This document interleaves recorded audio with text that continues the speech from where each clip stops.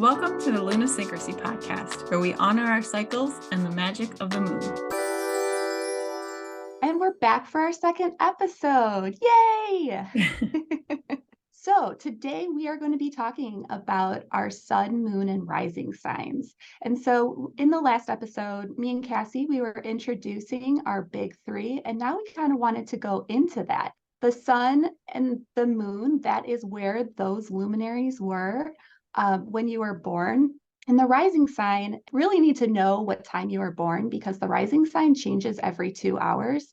And so the rising sign is the sign that was on the horizon at your birth. If you know even a little bit about astrology, there's a really good chance that you know what your sun sign is. Your sun sign is represented by your day of birth. And because we know that the earth revolves around the sun and it takes 365 days, each birthday is your solar return. It's the point where the sun comes back to the exact spot it was when you were born. And your sun sign can really represent your personality. You can look at it like you sort of become more and more your sun with each birthday. I think a lot of us, I know I definitely identify with my sun sign, and I always have. There are parts of it that I have tried to push aside or not own up to, but there are other perspectives. And Ruth, you actually have a really great perspective on the sun sign as well. Yeah, so I'm a Gemini, and that doesn't really, it's not something I've ever really felt like. Just like what I was reading in Cosmo, it's like, this does not sound like me at all. But as I've started to learn astrology more, I'm realizing that your sun sign really is kind of like your persona almost. Like, I also like to call it a protective personality, meaning that it's who you become in order to survive in the world. So it's not really who you are. It's more of a learned personality trait just to keep you afloat and keep you able to live in the world that we live in. It's super interesting because I think this is just like a really good example of why it's so important to know your whole chart and to know, especially this combination of your sun, moon, and rising, because it really feels different for everybody. Because for me, my sun sign was something that I really needed to learn to step in and not ignore or avoid. And I found a lot of sort of my own power in acknowledging that I am in fact a Cancer, and it's okay to be emotional and it's okay to have feelings. And there was some power in that for me. But it is really interesting too. I love thinking of the rising sign as sort of your soul and what your soul is rising to in this life. And it's just such a powerful combination when you know your sun and your rising together, because together they make up really the essence of who you are. And knowing both is really, really powerful. It's kind of interesting because when you meet somebody, you're more likely to see their rising sign. So you can see their soul, you see what that essence of them is. And then as you get to know them more, you're starting to see the personality, the sun on top of that. So, but both of those are very important. And there's always going to be elements of both that you see in people and that you feel. And that's a really good point about the rising sign too, is because it is sort of our outward personality or how we present to the world. It's almost like you could look at it as like your soul and the way you present and who you truly are is your rising, and like learning to embody your sun sign alongside that is really who you are at your core. Right. But then there's that other aspect of us too, which is our emotions. And so that is all represented by our moon sign. When I think about the moon, what I really like to do is think about yourself under a lot of pressure. So think of yourself in the most stressful situation you can think of, and how are you going to react? Really, it kind of boils down to the elements. So if you were a Cancer, if you're a Scorpio or a Pisces, that means you're a water sign. And those signs are more likely to get a little bit emotional. Maybe you're going to start crying. Maybe you just like get so worked up that you can't do anything. Like overload. This is me.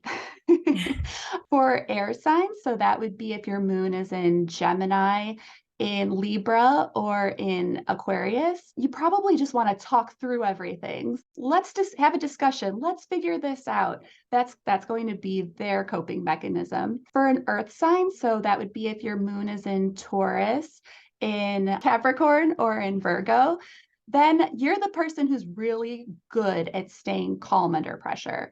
If you're under pressure, it's just like, okay, we need to do X first, Y second, Z last. And you can just like make a list, and people are looking at you like, why are you staying so calm? But that's usually what would happen if you were an earth moon. And then for fire moons, that would be if your moon was in Leo, Aries, or Sagittarius. You're the one who's most likely to start yelling at people and just start yelling and freaking out, like the one who's going to have to apologize for big explosions of emotion. And that's just who you are. Totally. Well, and we can also add that if you don't know your moon sign, this is one that you can look up if you go to astro.com or find your friendly astrologer. Ruth and I would both be happy to help you figure out your moon sign. But your rising sign is determined by your time of birth, like Ruth said, but you can figure out your sun and usually your moon without a birth time if you're curious what moon sign you are. It would be good even for your sun sign to look it up. I have a friend who always thought her sun was a Leo, and when we looked it up, he was actually a Virgo. So Hmm. if like depending on what time of day you were born, you could be one or the other like on that date. So it's good to look at just so you can get a full picture of who you are. Definitely. I love the moon. That's we both love the moon, but I obviously our podcast loves the moon. We love the moon. But I really like to think of it as kind of our emotional inner world signature. And especially like when I read children's charts, the moon is so significant because when you're a child, you are your moon. Your inner world and your emotions are exactly who you are, kind of before the world gets a hold of us. And it is a really good place to, like Ruth said, be able to be validated in the way that you move through feelings and emotions based on your moon sign. It also represents our mom and it's our childhood. And it really is just kind of this emotional foundation that lives in our bodies. Like it's really, really powerful. It speaks to how we were parented, how we were nurtured, and this kind of almost like instinctual level that we have. You can also look to your moon for information on even just like your daily habits and the cycles that matter to you. It has a pretty powerful impact. Like, I mean, I feel like you could almost do a whole session for someone on just their moon sign. There's just a lot there. Yeah, and I like what you were saying, like how we love the moon because the moon it is affecting us with our emotions, but it's also our emotions are feeling it. So right now it's going to become a full moon. So the full moon in Libra is on April 5th at 11:34 p.m. Central Time. And so we were kind of talking about the cycles of the moon, and this really is the culmination of that last cycle. So if you were planting new seeds and making some plans of what you wanted to do this month, this is like when everything is starting to peak. So something is being shown to you regarding those intentions that you may have set with the new moon in Aries. We all know we're affected by the full moon. So like I work in healthcare, I've talked to the ED doctors and they're always saying that people kind of go crazy at the full moon. Oh no, I have to work on this day. It's the full moon. I know we're going to have a whole bunch of people here. And so we know it is affecting us. I actually just did a reading with somebody and the conversation on the moon came up and her child was in the NICU and they were getting ready to make some changes to that, to, the care for her little one in the NICU. And the nurses and doctors were like, we are not doing that. We will not make these changes during a full moon. Things get too crazy in the NICU. And the Oh my same is gosh. true I know that was just like that one just really stuck with me, but the same is true in schools. You see it in kids. We see heightened emotions and just things are so much bigger when the moon is full. Another thing about the moon is it really speaks to sort of how we feel happy or comfortable. It's like how we come home to ourselves, and understanding your moon sign can kind of be a guide for how you feel emotionally regulated or emotionally safe. It really speaks to what we need emotionally in addition to our sort of general mood and attitude or how we process situations under pressure, like Ruth said. We have a full moon in Libra this week. And so if you are a Libra, if you have a sun, moon, rising in Libra, or a lot of Libra in your chart, the Libra archetype is really all about relationships and balancing things. They really like things that are beautiful and being fair. I know a lot of people with a lot of Libra energy, including my fellow host here, Cassie. And it really is, I feel like they almost play umpires sometimes. Like they can see both sides of any situation, and then they can't decide which way to go, and they want it to be fair for everybody. And so they can really feel almost pulled both ways, and it makes it really hard to make a decision sometimes. Totally. I mean, as a Libra moon myself, I can't claim it as my own moon. It's my moon.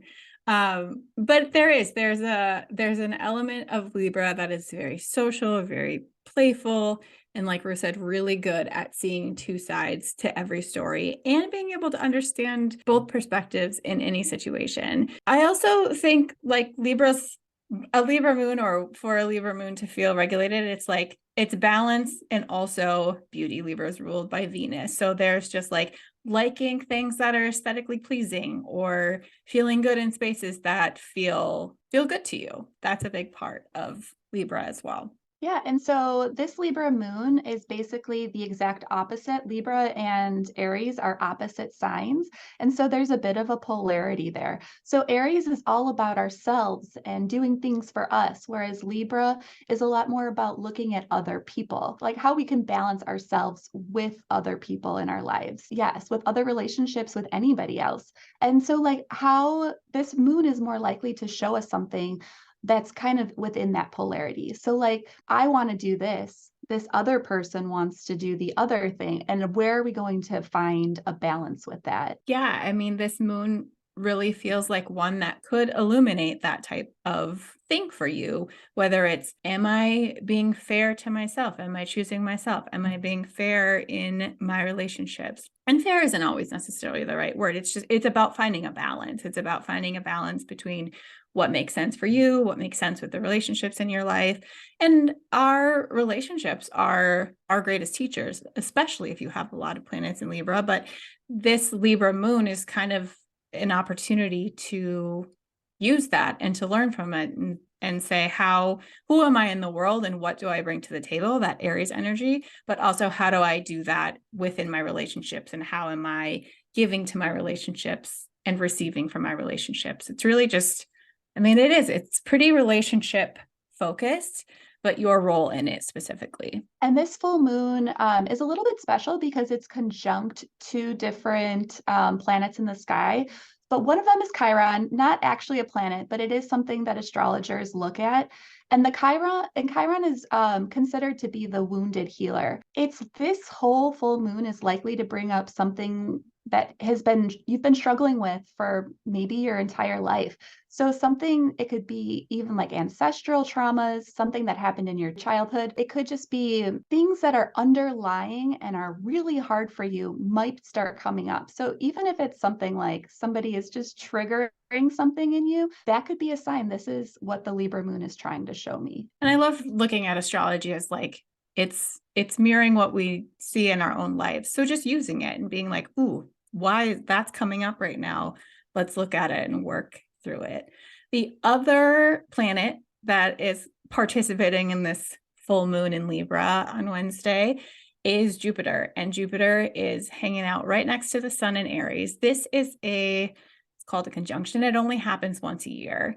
And Jupiter is just joyful energy. It's big and it's exuberant. So when the sun is right next to Jupiter, it's kind of a big energy that we'll be able to feel probably from the 5th, the day of the full moon, for almost a full week. We'll be able to feel the energy. And we've talked about Aries and Libra together, but they're both cardinal signs. They're both starters and initiators in their own way. So it just feels like energy that's big and supportive with this full moon too. So there's like extra joy, extra energy, maybe some extra exuberance, all simultaneously while this Chiron situation is happening. I like to see the bright side. That's very Jupiter too. So looking at it as like full moon contagious joy, but also facing the challenging stuff too. Right. It almost makes Chiron feel less scary. Like, okay, this trauma is going to come up, but we have this big joyful planet there too that's just going to kind of maybe heal it for good. Like, let's get this out of here and actually start feeling better and moving beyond those same patterns. I love that. The timing of it too, because there's another Mercury retrograde coming up in a couple of weeks where things kind of may slow down a little bit. It's like if there were a week to like capitalize on energy and to use it in a good way, it would be for the next week. This full moon is just really going to illuminate situations where we need to grow in our relationships. And that includes the one we have with ourselves as well. Yeah. So, Cassie, I think we still don't know how to close a podcast. We sure don't, but happy full moon in Libra, everyone.